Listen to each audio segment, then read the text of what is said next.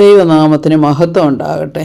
Pandalam apostolic ministry മീഡിയയുടെ ദൈവവചന ധ്യാനത്തിനായിട്ടുള്ള daily മന്ന എന്ന പ്രോഗ്രാമിലേക്ക് എല്ലാവർക്കും ക്രിസ്തുയേശുവിൻ്റെ ധന്യനാമത്തിൽ സ്നേഹവന്ദനം അറിയിക്കുന്നു.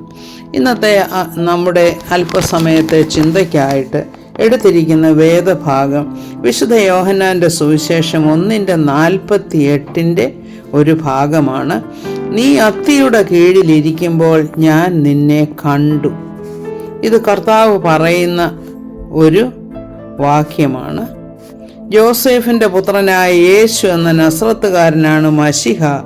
അവനെക്കുറിച്ച് മോശയും പ്രവാചകന്മാരും എഴുതിയിട്ടുണ്ട്. അവനെ ഞങ്ങൾ കണ്ടെത്തിയിരിക്കുന്നു എന്ന് ഫിലിപ്പോസ് പറയുമ്പോൾ തൻ്റെ മനസ്സിലുണ്ടായ ചിന്ത നഥനയേൽ പുറത്തു പറയുകയാണ്, നസ്രത്തിൽ നിന്നും വല്ല നന്മയും പ്രതീക്ഷിക്കാമോ എന്ന്.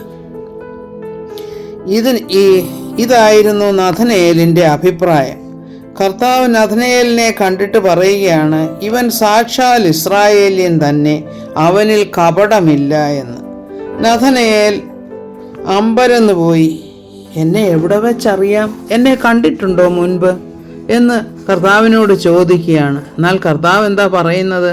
നീ അത്തിയുടെ കീഴിലിരിക്കുമ്പോൾ ഞാൻ നിന്നെ കണ്ടു എന്ന്. കർത്താവ് ആശ്ചര്യമായ ഒരു പക്ഷേ കണ്ടു കാണുമായിരിക്കും, അല്ലെങ്കിൽ ദൈവികമായ കാഴ്ചപ്പാടിൽ അവനെ കണ്ടു കാണും.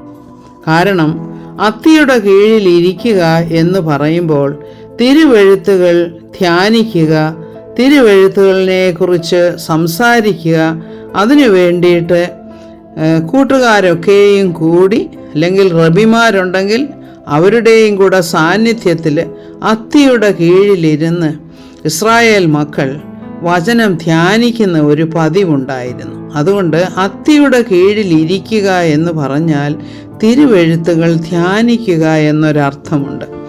ഇത് യഹൂദന്മാരുടെ ഒരു ഭാഷാ ശൈലിയാണ്. വചനം പഠിക്കാൻ ആഗ്രഹമുള്ളവർ ഒന്നിച്ചു കൂടിക്കൊണ്ടിരുന്ന ഒരു സ്ഥലമാണ് അത്തിയുടെ തണൽ. അതായത് ചൂടിൽ നിന്നും അല്പം സംരക്ഷണവും അവർക്ക് കിട്ടും. നീ അത്തിയുടെ കീഴിൽ ഇരുന്നപ്പോൾ ഞാൻ നിന്നെ കണ്ടു എന്ന് പറഞ്ഞപ്പോൾ കർത്താവിൻ്റെ ദൈവീകത്വമാണ് നഥനയേൽ കാണുന്നതും മനസ്സിലാക്കുന്നതും.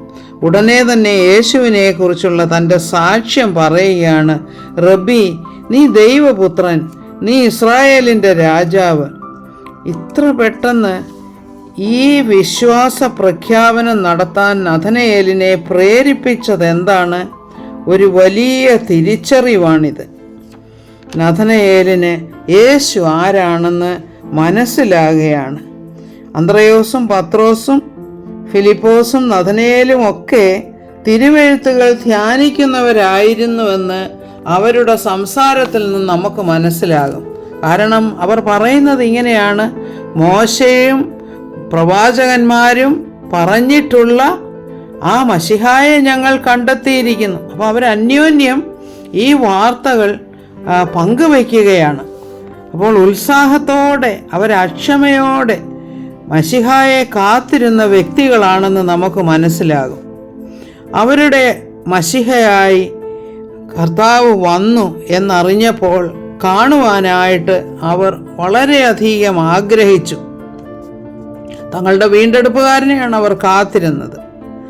അത്തിയുടെ കീഴിൽ വചനം ധ്യാനിച്ചു കൊണ്ടിരുന്നപ്പോൾ തന്നെ കണ്ട ദൈവപുത്രനാണ് യേശു എന്ന ഒരു തിരിച്ചറിവാണ് നഥനയേലിനുണ്ടാകുന്നത്. ഇവിടെ ഈ ഏറ്റുപറച്ചിൽ നടത്താൻ നഥനയേലിനെ പ്രേരിപ്പിക്കുന്നത് എന്താണ്?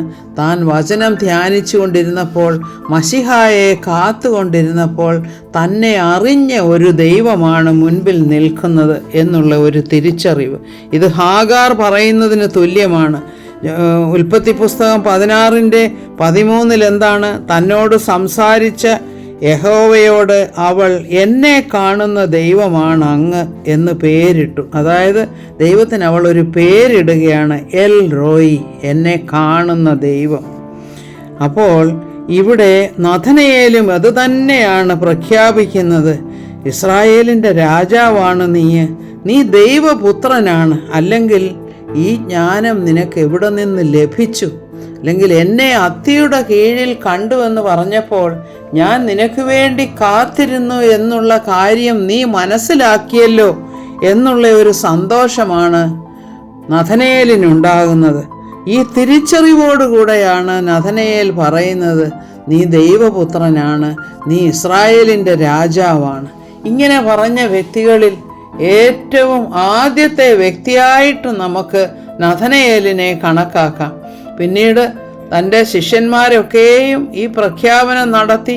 പിന്നീട് ഒരിക്കൽ പത്രോസ് ഈ പ്രഖ്യാപനം നടത്തി എന്നൊക്കെ നമ്മൾ കാണുന്നുണ്ട്. എന്നാൽ തിരുവെഴുത്തുകളിൽ നാം കാണുന്നത് നഥനയേൽ ഇത് പറയുന്നതായിട്ടാണ്, നീയാണ് ഇസ്രായേലിൻ്റെ രാജാവ്, നീയാണ് ദൈവപുത്രൻ, സാക്ഷാൽ ദൈവപുത്രനാണ് നീ എന്നുള്ള തിരിച്ചറിവ്.